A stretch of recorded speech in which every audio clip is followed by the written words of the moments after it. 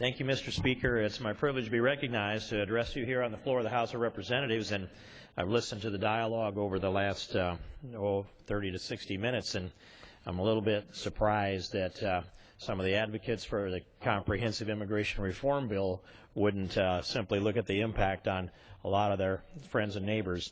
And we see the highest unemployment in the African American community. That's the direct competition that comes in if they grant amnesty in the Senate side. I'd ask the gentleman to reconsider that. The best thing that would be more jobs for people that are here that are Americans. And I see the gentleman from Texas has arrived, and generally there is a pretty good narrative that comes forth from the gentleman from the Beaumont area. So I'll be very pleased to yield as much time as he may consume to the gentleman from Texas, Mr. Poe. I thank the gentleman from Iowa for yielding some time. I want to address the House on a different issue tonight, but I do appreciate the time and letting me be off subject that he was going to and will talk about momentarily. But Mr. Speaker, as you know, there are people in Boston and really around the world and in the United States especially trying to recover from the terrorist attack that took place in Boston. The Richard family laid their 8-year-old boy to rest, as did other families. As a father of 4 and a grandfather of 10, no parent or grandparent ever wants to see a child die in their youth, especially being murdered the way this young lad was. But meanwhile, in the halls of academia, Richard Falk, a professor and an official with the United Nations Human Rights Council, he blamed the terrorist attack on what he claims is American global domination and on the country of Israel, of all things. What an absurd comment for this so-called intellectual to make. Vile comments come only 2 years after he personally was reprimanded by the United Nations for promoting fantasy-like 9/11 conspiracy theories. Mr. Speaker, why is Richard Falk still employed by the United Nations Human Rights Council? Can someone please explain why the United States also continues to be the largest funder of the United Nations, which gives radical wingbats like Falk a platform to spew their hate and anti-American rhetoric? I don't think the United States should be bankrolling the United Nations Human Rights Council. Let them find somebody else to foot the bill for this International Institute of Ingratitude. And it's time for the elitist, uninformed like Mr. Falk to go. And it's certainly time for the United States to stop funding the Human Rights Council. We don't need to pay people like Professor Falk to hate America. People like him will do it for free. And meanwhile, let's try the Boston terrorists for their crimes against America. Hold them accountable for murder. And don't try to blame America for the murder of America's children. Blame the killers. And that's just the way it is. And I appreciate the gentleman from Iowa, and I yield back to the gentleman from Iowa. I thank the gentleman from Texas for his message, and it's one that I hope, Mr. Speaker, that is well heard across America. You don't have to pay them to hate us. They do hate us for free, and they hate us for our ideology and for our success, for all of those reasons. Mr. Speaker, I came here to the floor tonight to talk about the immigration issue here in the United States Congress, primarily that's emerged in the United States Senate out of the Gang of Eight. And we know that there are some of these policies that are being worked through in meetings behind closed door in the House of Representatives. They seem to admit to those meetings, but they're not very public, and we don't know very much about what they're talking about. I just get nervous when I see bills written in secret. The Gang of Eight wrote their bill in secret and popped it out last week or so, a little more. And we began to look through 844 pages. As a surprise, well, shortly after the bill is dropped, then the chairman of the Judiciary Committee in the Senate calls hearings and begins to do the fastest process that they can legitimately get done to try to move immigration amnesty bill out of the Senate before it gets so many holes poked in it that it sinks of its own weight. I'd take you back, Mr. Speaker, to how did we get here? What was the scenario? What's the path of immigration? And I'll go through the fast-forward version backing this up to 1986. 1986, it became a political issue that we had too many people in the United States illegally. There was an effort made to resolve the issue, and the effort was this. Part of the people in the argument said they wanted better border security and they wanted better immigration enforcement. And so the other side of the argument said we've got to do something to legalize people that are here. That I don't know if they used the language then, if they were in the shadows or not. Those two arguments came together here in this Congress, and with Ronald Reagan sitting in the White House, he received significant pressure from the people around him that urged him to sign the 1986 Amnesty Act. Now, that was one of only 2 times that Ronald Reagan let me down in 8 years. But he accepted the arguments that the only way to get agreement on enforcement and to be able to respect and restore the rule of law was to make the people that were here illegally legal. And the trade-off was amnesty in exchange for enforcement. So, Mr. Speaker, the projection originally was 800,000 people in this country illegally that would get instantaneous legalization status. And then that number, of course, grew to 1 million. But roughly that was the projected amount at the time that the bill was debated in Congress. We know that instead there wasn't 1 million people, it was 3 million people that ended up receiving amnesty from the deliberations in this Congress, the tug of war that came together, and it's a product of compromise. And I would point out that compromise isn't always a good thing. This would be one of those examples. The compromise was, in exchange for the promise of future enforcement, Ronald Reagan would sign the bill to instantaneously start the process to legalize the people that were illegally in the United States. Sounds familiar? Well, he signed the bill in '86, and what we got was instantaneous legalization of the people that were here, triple the number that was expected, and the effort to get law enforcement was undermined continually. And it was undermined in a number of ways, through litigation, through lack of will, and as this ground forward, perhaps as it ground forward, the respect for the rule of law, especially with regard to immigration law, diminished in each year. And as we've seen, that the enforcement of our immigration laws has diminished in each administration, from Ronald Reagan through Bush 41 to Bill Clinton to Bush 43, and now to Barack Obama. That's the path that has taken place. Just a year ago, the debate was, should the president would Congress pass the DREAM Act? The DREAM Act being the legislation that has been I'll say the chief advocate for it in the Senate has been Senator Durbin of Illinois. He's identified with it more than anyone else. But the DREAM Act is those kids that came here, say before their 18th birthday, that goes up and down to 16 or on up to a little older than that.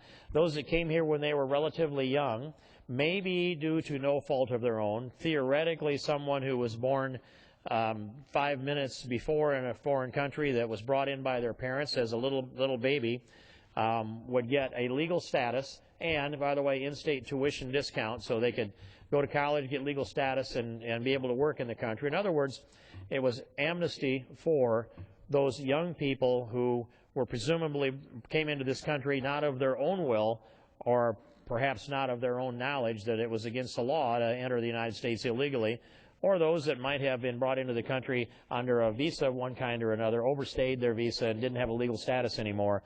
In any case, the younger people getting a path, give them a path to a legal status and a legal green card here in the United States. That's the DREAM Act. A year ago, Mr. Speaker, it was not something that could pass the United States Congress. They long wanted to get the DREAM Act passed, but it could not because we stood on the rule of law and we said we are not going to reward people who break the law with, let's just say, a de facto scholarship to a university, and in California it'd be a free ride. And I made the argument that how can you legalize people that are here illegally, refuse to enforce the law, the direction of the law, and the clear directive of the law, and have people sitting in a classroom in, say, California with a free ride while someone who has lost their husband or wife in battle in Iraq or Afghanistan, who finds themselves the sole breadwinner for their family, wants to go into California, I use the example, and pay out-of-state tuition, and have to pay out-of-state tuition in a California institution who is a widower of someone who's given their life for our country. They're sitting there next to someone who's in the United States illegally that gets a free ride because they've been declared a California resident. I could never reconcile the huge inequity, the unjustness of that idea, and neither could a majority of Americans or a majority of the United States Congress. That's why the DREAM Act wasn't passed. Just a year ago, that couldn't be done. And the President said in March 28th of 2010, when he was speaking to a high school group here in the Washington, D.C. area, they asked him, why don't you just pass the DREAM Act by executive order, implement that? And the President's answer was, no, I don't have the constitutional authority to do so. That is a legislative branch activity. And he said, you're smart, you're educated, you know that the three branches of government, Congress's job is to pass the laws. My job as a president, the head of the executive branch, is to carry those laws out and see to it that they are enacted and enforced. And the judicial branch is to rule on constitutionality, to tell us what the laws are understood to mean. That was a description that the President gave March 28, 2010. He said he didn't have the authority to implement a DREAM Act by executive authority. Congress wouldn't pass it. A year ago, the President said he couldn't do such a thing constitutionally, March 28, 2010. And here we have come so far that in June or July, and I don't have those dates in front of me nor committed to memory, Mr. Speaker, the President went back on his own advice, word, oath of office in council when they issued an executive memorandum. And he held a press conference at the White House within a couple hours of the executive memorandum and said, we're going to legalize all of these people that are here within these age groups that fit the definition of the DREAM Act. An executive edict, not exactly an executive order, because it was only a memorandum between Department of Homeland Security that they put out, and that they would follow this guideline. They created 4 classes of people that were defined by age and by status, but 4 separate classes of people created in this memorandum, and the President manufactured a work permit out of thin air, Mr. Speaker. Just simply made it up. All of the visas that exist in law, of course, are a product of Congress, and it's our exclusive authority to define immigration law. It's the President's job to enforce the laws that are on the books. Now, the previous President had the opportunity to veto immigration law. It's all signed into law. It is the law of the land. The Constitution is the supreme law of the land. The President violated the Constitution and his own definition of congressional, executive, and judicial authority when he issued this executive memorandum that granted this legal status under the DREAM Act principles. That happened, say, June or July of last year. Now we've come a quantum leap. As we go forward, we put together, had a meeting shortly after that, and organized the effort to take the President to court on that issue. You cannot have a President that's going to legislate by executive edict, but he did do that. And that case, Mr. Speaker, was worked its way through the courts, and I'm here to announce into the congressional record the results. The name of the case is Crane versus Napolitano. This references the lead plaintiff is Christopher Crane, who is the president of the ICE union, the Immigration Customs Enforcement Union. He has been a stellar individual on this. He stood boldly and strongly, and he's taken the threats and the buffeting that comes from all sides of this argument. He's testified before Congress.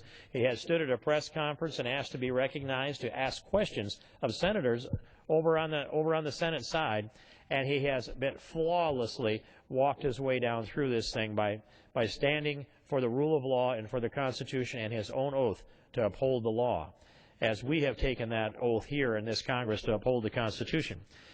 This decision that came down yesterday from a federal district court in Houston in the case of Crane versus Napolitano is there were 10 points that were made in this litigation, Mr. Speaker. 9 of the 10, the judge found clearly down on the side of those who support the Constitution and the rule of law, and rejected the executive branch's argument that they had prosecutorial discretion to decide who to prosecute and who not to prosecute. And time after time, the judge wrote, when Congress writes in statute the word shall means shall. It doesn't mean may, it means shall. That means that when an officer picks someone up and identifies them as likely to be in violation of immigration laws, they shall be placed in deportation proceedings. That's a shall that's in the law that was upheld by the court yesterday in their decision, in this multiple-page decision. And so 9 of the 10 components of the argument, several of which I made early on after that issuing of the executive edict last year, 9 of 10 were upheld. The 10th argument was one that the President sent it back to the executive branch and said, your argument is so illogical and baseless and convoluted and tied to footnotes that I'm go back and rewrite your argument. But the implication of the tone of that is, once that's rewritten, he's probably going to find, I guess I don't want to put words in a judge's mouth. I'm optimistic about how that final component of the ruling will be. In any case, it's almost a 100% resounding decision that says Barack Obama and his appointees cannot write immigration law out of thin air. They can't do so by executive memorandum. They cannot do so by edict. They cannot do so by executive order. Congress writes immigration laws, Mr. Speaker, and the President's job is to take care that those laws be faithfully executed. He has not done that. He's defied his own oath of office. The federal court has ruled on the side of Article I, legislative branch of Congress. And we will see the impact of this decision. I think, Mr. Speaker, that now it's time for the Gang of Eight to reassess as a result of this lawsuit. It's time for the open borders advocates in this Congress to reassess as a result of this lawsuit. They had concluded, the people on my side of the aisle, Mr. Speaker, appear to have concluded that Republicans didn't win the elections they anticipated winning last November. And on the morning after the election, we had some of our otherwise wise folks on our side of the aisle concluded that Mitt Romney would have been president-elect if he just hadn't said 2 words, self-deport. And so now there has to be an effort to try to, let's say, start the conversation with select groups of people across the country that would require that amnesty be passed to, quote, start the conversation, close quote. Well, Mr. Speaker, I'd urge all of those to reassess the situation and think about this. They were seeking to conform to the President's edict on his DREAM Act light. They were seeking to adjust U.S. law under the premise that the President refused to enforce existing law, and the only way that we could get law enforcement would be to conform to the President's wishes and rewrite the law and conform it to the President's political agenda. Well, I thought from the beginning it was a ludicrous position to take, to accept an idea that the President can first write law by executive edict, and second, Congress has to conform. Now, I've seen it happen and participated in it in this Congress, Mr. Speaker, when we have a piece of legislation and it finds its way over to the Supreme Court, and the Supreme Court comes down with a ruling, and then Congress takes a look at the language of that Supreme Court's ruling, and we will bring a piece of legislation to conform with a directive from the Supreme Court. I think that's an appropriate thing for us to do, provided we agree with the Supreme Court's decision and its clear, logical legal analysis. And when we have done that, I've agreed. An example would be the language on partial birth abortion that banned it. The first time it went to the Supreme Court ruled that the definition of partial birth abortion was too vague. And so we went back and fine-tuned that language, passed it out of the Judiciary Committee, passed it out of the House and Senate. President Bush signed it, and it was upheld when it found its way back again before the Supreme Court. That's okay.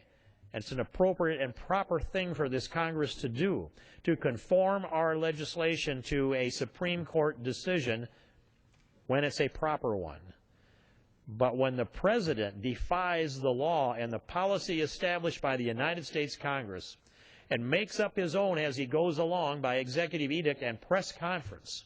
And for Congress to accept the idea that the President of the United States directs us, either implied or literally, to conform the law to the President's wishes, I would remind all of those people that happen to think that, Mr. Speaker, that we each have our own franchise.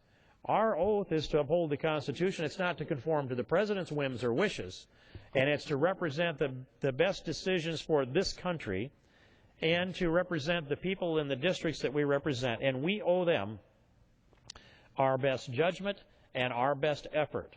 But we don't owe anybody an obligation to conform to the President's wishes, will, or whim. That has to only conform with our best judgment, individual best judgment, collectively measured here in this Congress, House and Senate. So I think that a Congress that would be willing to give up its legislative authority and let that power go over to the executive branch by conforming the idea of amnesty that the President has brought forward in his edict, I think that the Founding Fathers did not imagine that each branch of government would be so willing, or this branch of government would be so willing to give up its power. Our Founding Fathers imagined that each branch of government would jealously guard the power that's granted it within the Constitution and the three separate branches of government. They expected that Congress would assert its authority in competition with and in a static tension with the President and with the courts. And the courts, by the way, were designed to be the weakest of the three branches of government. That's a longer discussion. Gang of 8, though, brought their bill out. And what is it, Mr. Speaker? It is this. It's amnesty first. It instantaneously legalizes everybody that's in the country illegally, with a few tiny little exceptions, and that's if we run across them randomly and they happen to have committed a felony or 3 misdemeanors. That's then, other than that, it instantaneously legalizes everybody that's here illegally, whether they committed the crime of illegally crossing the border or whether they overstayed their visa, whether they committed the crime of document fraud. Those kind of things are just simply not enforced by this administration. They are treating immigration law as if it's a secondary crime. An example of that would be if you've got states that say that you can't pull somebody over for not wearing their seatbelt, but if they're speeding and it happens to be they're not wearing their seatbelt, you can write the ticket for that. That's kind of the equivalent of what's going on here. The President essentially issued this edict that if somebody is guilty of a felony and they're unlawfully in the United States, then we would go ahead and deport them. But otherwise, they would get a similar treatment as, let's say the President's aunt, who was adjudicated for deportation, lived in the country illegally for years after that. Finally, she surfaced again, and they granted her an asylum status because if they sent her back to Kenya, she would apparently be subject to kidnap and ransom. So they gave her asylum. Same goes for the President. I guess that's an undecided case with the President's Uncle Omar, who was picked up for drunken driving. He'd already been adjudicated for deportation. We would know if he was anyplace other than still in the United States of America. The President the law didn't apply to the President's relation, and I guess in order to conform with that, the President would like to exempt everybody from the law that his family has been exempted from. I disagree. Congress writes the laws. The President's job is to carry them out. And in this Gang of 8's legislation, it's instantaneous amnesty for almost everybody, and that is breathtaking in the magnitude of it. They say 11 million. I say 11 million, 12 million, more likely 20 million. And here's what I would guarantee you, Mr. Speaker. If they move legislation out of the Senate, and if it does come to the House, along the way, if any of us introduce an amendment that would cap the legalization number at their estimated number, that they will never support such an amendment because they know it's a lot more than 11 million people. Instantaneous amnesty for 11 to 20 or more million people, and that's not good enough for them. They also had to write into the bill that if you have previously been deported and you find yourself waking up in a country that you're legal to live in, we still send an invitation through this bill that you should apply to come back into the United States, because we really didn't mean it, Mr. Speaker. Didn't really mean it, the idea that people were deported for violating immigration law if they'd like to reapply unless they have a felony conviction or 3 misdemeanor convictions. They're going to give them a path to come back to the United States. So this isn't just amnesty for those who are here now. This is amnesty for those who have been sent home as well. An absolute open-door policy. And the trade-off is what? Amnesty first, for the promise of enforcement. The same thing that came along in 1986, multiple times since then, amnesty for the promise of enforcement. And the promise of enforcement is that Janet Napolitano is to produce, within 5 years, a plan to get 90% operational control of the critical sectors of the border that she designates. And that 90% of those that we see, of course, because you can't count those that you can't see. So they want to be able to catch 90% of those that you can see, and we don't know if they're going to turn their eyes the other way, but here's what I know. We are never going to see the enforcement side of this. It's amnesty first, a promise of enforcement second. That has never worked. If they were serious, they would go to work and secure the border, shut off the jobs magnet, restore the respect for the rule of law. We would know in this country if there is respect for the rule of law restored.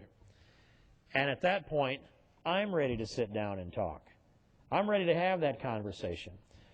But absent the reestablishment of the rule of law, and that means border control, serious border control, we've got the resources to do it, Mr. Speaker.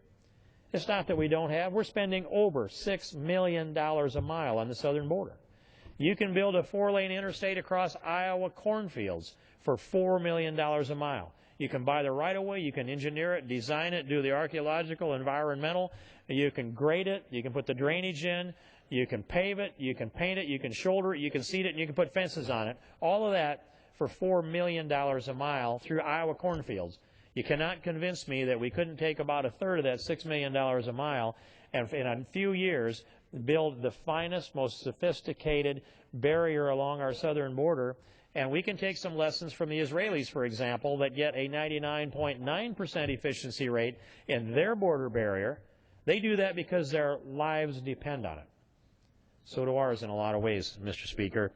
It's not that hard to build infrastructure and add to that infrastructure the sensory devices so that we can actually get the warning signals when people do get across such a barrier. We can do all of that. We can do it with the resources that we have. We can do it up into the 90-some percentile of efficiency with the money that we have, and we can shut off the jobs magnet. All we need to do, pass the new IDEA Act. IDEA, the Illegal Deduction Elimination Act. It clarifies that wages and benefits paid to illegals are not tax deductible. It lets the IRS come in, and under their normal auditing process, they would run the employees through E-Verify. When they ran the employees through E-Verify, then we would give the employer safe harbor if they use E-Verify. That's a nice, comforting thing. Each employer would want to have that. And if the IRS concludes that you've knowingly or willfully or neglectfully then been employing illegals, they would rule that wages and benefits paid to them are not a business expense. That means out of your Schedule C, that money comes out and goes over into the gross receipts again, shows up in the bottom line as taxable income, and your $10 an hour illegal employee turns into a $16 an hour illegal employee, and it becomes a prudent business decision on the part of the employer to use E-Verify, clean up his workforce. So there's two simple things, Mr. Speaker. We can provide that border security with the resources that we have by adding infrastructure, adding and utilizing technology in addition to. And I have not said 2,000 miles of border fence, a fence, a wall, and a fence. We just build it according to the directives of the Secure Fence Act and keep building it till they stop going around the end, shut off the jobs magnet, restore the rule of law. Then let's have a conversation, Mr. Speaker. But until then, I'm going to stand on defending the rule of law. I appreciate it, Mr. Speaker, and I would yield back the balance of my time.